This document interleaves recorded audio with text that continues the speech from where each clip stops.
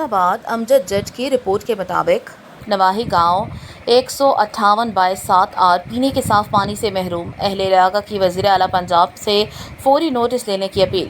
ہارون آباد کے نواحی گاؤں کے مکین پینے کے پانی کی بوند بوند کو ترس رہے ہیں۔ گاؤں والوں نے شدید احتجاج کرتے ہوئے بتایا، واٹر سپلائی کا پانی پچھلے 1 ماہ سے مکمل طور پر بند ہے، جبکہ اس کے باوجود واٹر سپلائی کے بل ہر ماہ وصول کیے جا رہے ہیں۔ مقامی لوگوں کا کہنا ہے کہ پہلے باقاعدگی سے واٹر سپلائی کا صاف پانی فراہم کیا جاتا تھا، لیکن اب کئی ہفتوں سے پانی کی فراہمی بند کر دی گئی ہے۔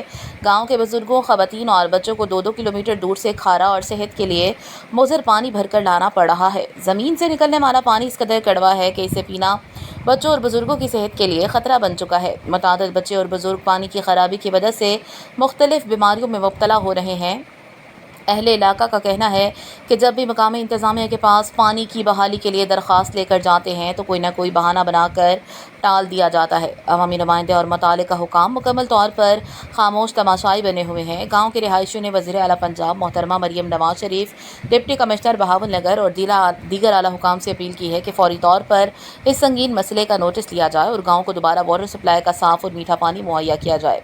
عوام نے یہ بھی مطالبہ کیا ہے کہ اس غفلت اور لاپرواہی پر ذمہ دار عملے کے خلاف سخت ایکشن لیا جائے گا تاکہ آئندہ کسی گاؤں کو اس طرح کی اذیت سے نہ گزرنا پڑے۔